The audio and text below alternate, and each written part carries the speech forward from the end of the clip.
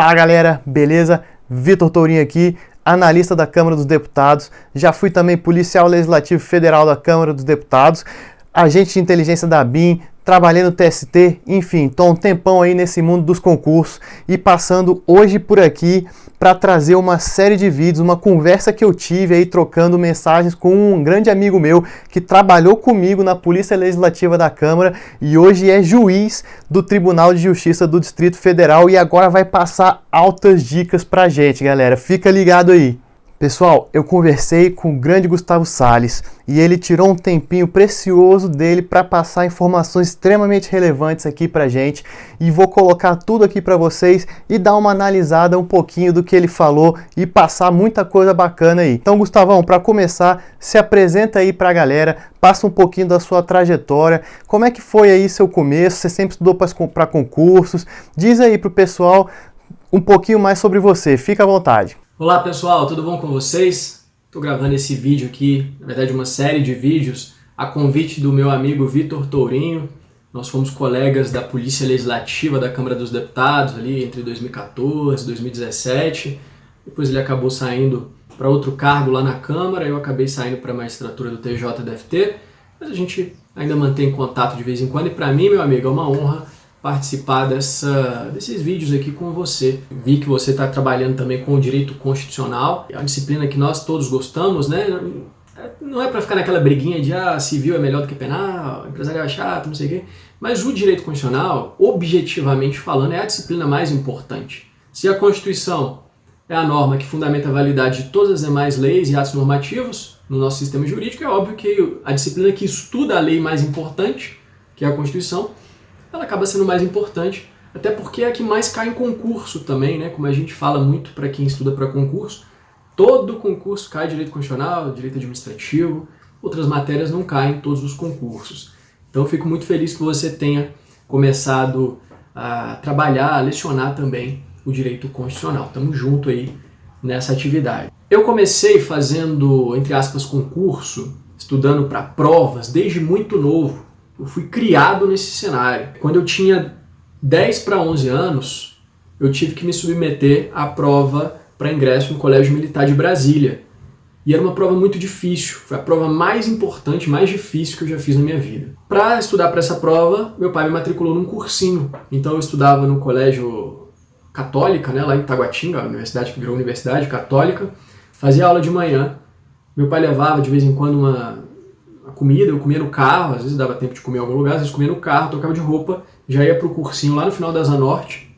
Fiquei 6 meses fazendo cursinho, aí fazia o cursinho a tarde inteira, voltava, chegava em casa, pegava um trânsito danado, chegava em casa à noite e eu ficava revisando e fazendo os deveres, os exercícios, os simulados do cursinho. Então eu passei 6 meses da minha vida quase que numa maratona exclusiva, como se fosse estudando para concurso, uma criança de 10, 11 anos de idade. E eu consegui passar na prova do Colégio Militar. Então, desde pequeno eu estudo para concurso, desde sempre. E aí, com 19 anos, já fazia faculdade, estava saindo do meu primeiro para o segundo ano de faculdade. Meu pai falou que, eu saía da faculdade, ia jogar bola, ia para muitas festas, vida normal de adolescente. E meu pai falou, cara, você já tem 19 anos, já é mais alto do que eu, mais forte do que eu, não trabalha e só vai para a faculdade. Isso não está certo, eu quero que você comece a trabalhar. E meu pai era, né, porque é aposentado, ele era oficial de justiça do TJDFT. E ele ficou sabendo que ia ter um concurso que ia abrir muitas vagas, e me matriculou num cursinho. No começo eu não queria fazer o cursinho presencial, lá em Taguatinga também, ia para a faculdade de manhã e para o cursinho à tarde. Se bem que eu aproveitei o período de férias de final de ano, então a maior parte do tempo eu estudava em casa de manhã, fazia o cursinho à tarde, e ficava livre à noite para ir para academia, para ir fazer outras coisas. Aproveitei, comprei a ideia do cursinho. No começo eu não queria muito, depois acabei encarando esse desafio. Sempre fui movido por desafios, meu pai me desafiava muito. E acabei passando então para técnico judiciário do TJDFT. Fiquei lá durante a faculdade, fiz a pós-graduação. Quando eu terminei, na verdade já na pós-graduação comecei a estudar para concursos de analista. Antes eu não estudei, parei de estudar para concurso durante a faculdade porque eu não tinha formado ainda, não dava para prestar esses concursos. E aí, para analista, acabei passando em alguns, para oficial de justiça do TRF da primeira região, para analista do MPU, mas acabou que eu não assumi nenhum, não deu tempo de ser chamado. Passei para a Polícia Legislativa da Câmara dos Deputados, onde conheci o Tourinho. o meu estudo para a Polícia Legislativa da Câmara foi muito intensivo. Eu estudei 2 ou 3 meses, eu estava de licença médica na época, eu tive um problema de saúde, então eu tinha o dia inteiro para estudar. Estudava da hora que eu acordava, 7 horas da manhã até 9 da noite. Sim, só parava para ir no banheiro e para almoçar. Realmente bem complicado esse período, mas consegui aproveitar bem. E meu pai também tinha me feito um desafio, ele falou... Meu pai já passou nesse concurso da polícia, já foi policial legislativo da Câmara, já foi do DEPOL. E ele... Meu tio também, eu inclusive trabalhei junto com meu tio Paulo há alguns anos, o Tourinho conhece. O meu pai, quando passou nesse concurso, ele passou em 10º lugar. Não, ele passou, perdão, em 12º. Ele falou pra mim, eu quero ver se você passa entre os 10 primeiros. E como eu falei, eu sempre fui movido a desafios, principalmente do meu pai, então por isso que eu estudei muito para esse concurso. E aí passei em 3º lugar em todo o Brasil nesse concurso. Foi uma felicidade, foi o concurso que eu fiquei mais feliz de passar na minha vida, foi esse. Rapidamente, depois do curso de formação, comecei a estudar para magistratura e Ministério Público. O objetivo era voltar para o TJDFT. Eu até pensei em pedir recondução, mas a diferença salarial era muito grande, né? No TJDFT, um técnico judiciário ganhava R$5.000, com a função ia para 7 mil e pouco, mas eu perdi a função depois quando eu tirei a licença médica, e lá na Câmara eu ganhava 3 vezes mais, então não tinha como. Mas eu era doido para voltar, e aí eu falei, o jeito de eu voltar é passar como juiz, né? Para juiz, que aí compensa a remuneração. Então eu estudei nos anos de 2015 e 2016, já no meio do ano de 2016 eu passei para promotor no MP Goiás, queria ter assumido, mas eles demoraram para me chamar. Quando eles me chamaram, na semana seguinte já era a minha posse no TJDFT, e na outra semana, engraçado, intervalo de 2 semanas, eram 3 posses. A terceira era da juiz federal no TRF da 4ª região. Eu pensei bem, o que eu queria era o TJDFT, voltei para o TJDFT, então foram 2 anos de muito estudo nessa última etapa. Comecei estudando 2 horas por dia, na manhã, lá no revezamento lá da Polícia Legislativa mesmo, pegava o computador, ficava assistindo uma videoaula lá de 2 horas, e mais meia horinha, 1 horinha para fazer o resuminho não escrito, né, no Word. Então eu comecei assim, uma videoaula por dia, e um resuminho dava 2 horas e meia de estudo por dia. Fui vendo que só assim eu nunca ia conseguir passar na prova, só nesse ritmo, então aumentei até chegar a estudar 8, 10 horas por dia no final, todo dia, até a aprovação. Galera, primeira coisa que a gente repara, o cara veio estudando sempre, desde os 10 anos de idade. Veja só que é uma parada que a gente conversa aqui sempre, né? Falando sobre constância, disciplina, manter o hábito de estudos e tal. Funciona ou não? Excelentes informações até aqui, pessoal. Agora vamos ver o que Gustavo tem a dizer sobre trabalhar e estudar ao mesmo tempo. Como conciliar essas 2 atividades. Eu exercia outro cargo, que era a Polícia Legislativa, e estudava para concurso. É muito difícil realmente conciliar o estudo com o trabalho, mas eu acho que é meio que a regra, né? Tirando aquela pessoa que está na faculdade, só estuda e pode ficar só estudando para concurso, geralmente a gente tem que trabalhar para se sustentar e estudar para concurso. Então, como é que eu fazia? Eu tentava aproveitar o máximo possível do tempo livre lá na Câmara, porque eu acho que em todo trabalho você não estuda, você não trabalha o tempo inteiro. Se você conseguir se organizar bem, você consegue fazer o seu trabalho, ter produtividade. Não é que você vai largar o seu trabalho e deixar de trabalhar para estudar. Você consegue fazer o que você tem que fazer com produtividade, com eficiência, e ainda sobrar um tempinho para estudar. Quando eu era técnico judiciário do TJ, por exemplo, eu tinha que cumprir a carga horária de 6 horas de trabalho, eu conseguia fazer tudo em 5 horas, e era combinado, lá a juíza sabia, todo mundo sabia. Fazia tudo em 5 horas, e a última hora do meu dia era só estudando. Se aparecesse alguma urgência, eu parava de estudar e fazia, mas eu já tinha cumprido tudo que precisava até às 17 da tarde. Então, das 17 às 18, eu estudava. E na Câmara era a mesma coisa, eu fazia o meu trabalho. O trabalho policial é um trabalho muito de prontidão e um trabalho que exige revezamento. Ninguém consegue ficar com aquele nível de atenção que se exige de um policial o dia inteiro. Isso é explicado cientificamente, então você ficava um tempo lá na atividade, revezamento. Durante o período de revezamento eu ficava estudando. Então eu conseguia estudar muito tempo lá durante o trabalho. Tinha dia que eu conseguia estudar 3, 4 horas, até mais às vezes. E tinha dia que não, que era trabalho o tempo inteiro também. E complementava com mais um bom período de estudos em casa. Então era assim que eu fazia. Então, pessoal, o conceito-chave aqui é organização. Quaisquer que sejam suas atividades, você consegue, com organização, encaixar o estudo em meio a elas, e independente de qual seja a sua meta, você vai ter sucesso. E aí, galera, tá curtindo as informações do Gustavão aí? eu tô demais. Olha quanta informação relevante. Olha o cara sensacional que vocês estão tendo a oportunidade de conhecer e de ouvir em primeira mão as dicas dele, hein?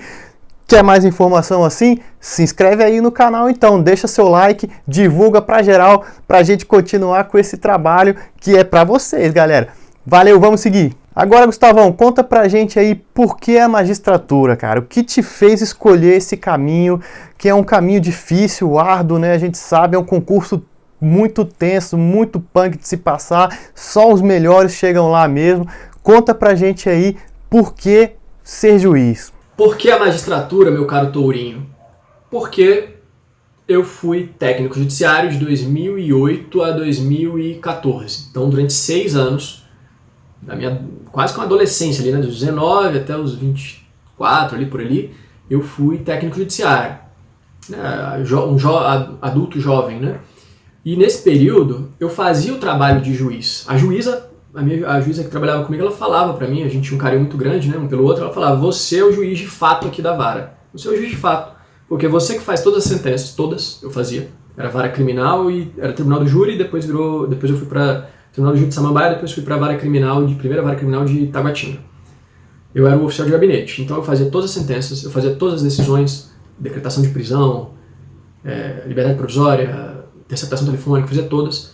Fazia todas os relatórios, todas as pesquisas, eu atendia advogados, e durante muito tempo eu fui secretário de audiência, então eu secretariava audiência, na audiência eu mesmo fazia a decisão, ela não precisava ditar a decisão para mim, terminou a audiência, já estava tudo pronto, era só ela assinar, fazia tudo, né, fazia tudo. A juíza ficava responsável por outras, pela delegação, pela supervisão, pela correção, ela tinha a responsabilidade de assinar o documento.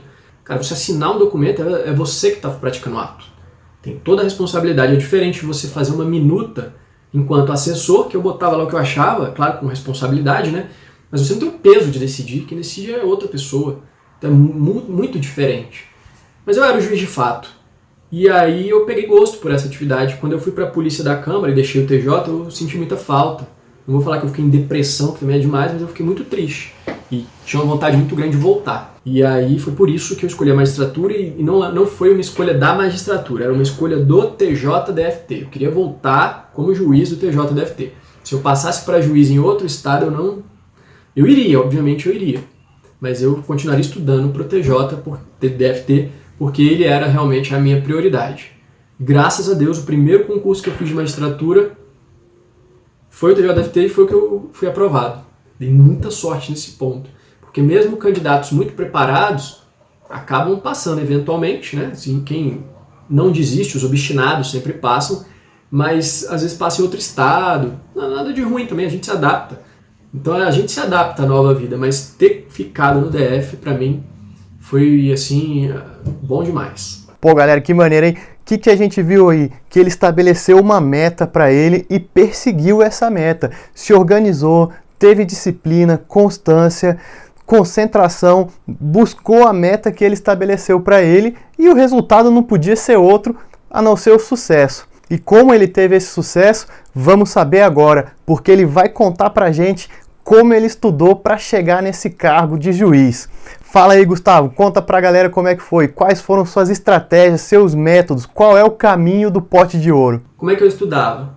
Eu assisti uma videoaula de um curso extensivo, cursos intensivos eu não sei se compensa, só para quem está no nível muito bom e só quer complementar, né?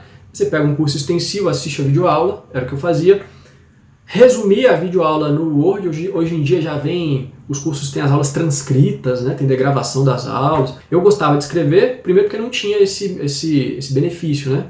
Segundo porque quando eu escrevo, eu absorvo, eu não consigo só, se eu assistir uma videoaula, terminou, eu já não lembro de mais nada. Agora, se eu assistir, estiver anotando, seja no caderno ou digitando, aí eu estou pensando sobre aquilo, eu estou absorvendo. Tem estudos, né, que não sei qual é a veracidade, o grau de veracidade, mas com certeza tem um fundo de verdade, que dizem o seguinte: se você apenas ouve alguma coisa, você absorve, sei lá, 10%, estou chutando aqui o número. Se você escreve, você absorve 20%. Se você, além de ouvir, escreve, visualiza, 30%. Se você tem que falar sobre aquilo, tanto, e se você se prepara para dar uma aula, aí sim você absorve 90%. Então, é aquele velho chavão do professor, né? Eu vou aprender com você, ele fala para os alunos. Isso é a mais pura verdade. Quando o professor se prepara para dar uma aula e dá uma aula, aí ele aprende o conteúdo. Aí ele realmente pode falar que domina. Tanto que na aula, a gente percebe um assunto que você fala, caramba, isso aqui eu tô passando para os alunos, mas não tenho certeza. Ou vem uma pergunta que traz algo que você não sabia. Então é se preparando para dar uma aula que você realmente aprende. Essas técnicas todas voltadas para o estudo são chamadas por aí de estudo ativo, né? Então o estudo ativo é aquele que você tem que escrever, tem que visualizar, não é só ficar, tem que fazer exercício, não é só ficar ouvindo a videoaula. Por isso que eu recomendo que você faça o seu próprio resumo, e eu complementava por livros e questões, né? Ia nas questões, ia nos livros. Eu recomendo sim estudar por doutrina nas principais matérias. Então, constitucional, administrativo, penal, processo civil e empresarial, eu recomendo fortemente uma boa doutrina. As outras matérias, ambiental, consumidor, direito da criança e adolescente, eleitoral, não precisa. Se você tiver um material resumido já vale a pena, uma sinopse vale a pena, não precisa de uma doutrina muito aprofundada, na minha opinião. Pô, show demais, hein? Já viu aí como isso aí adianta a sua vida? O cara que tá lá dentro te passando o bizu de como chegar lá também. Agora bora ver aí, pessoal, como é que é o trabalho, para vocês que têm interesse também em virar juiz, ou Ministério Público, sei lá, trabalhar nessa área jurídica. Vamos ver um pouquinho como é que é o dia a dia de um juiz no Tribunal de Justiça do Distrito Federal. Diz aí, Gustavão, como é que é a parada? A magistratura exige demais da gente, principalmente nos 2 primeiros anos de estágio probatório. Porque, primeiro, você ainda não tem a manha, sabe teoricamente, né? Mas a prática é muito diferente. Então, para cada processo você tinha que fazer um estudo, para cada audiência você tinha que tirar o dia anterior para estudar o processo. Tudo era muito demorado, sempre na dúvida, né? Caía em algumas questões que hoje em dia a gente resolve de cara, não tem medo de decidir mais. Então hoje em dia a gente indefiro, por quê? Aí você fundamenta rapidinho e pronto. Antes você ficava com medo de a fundamentação não estar boa.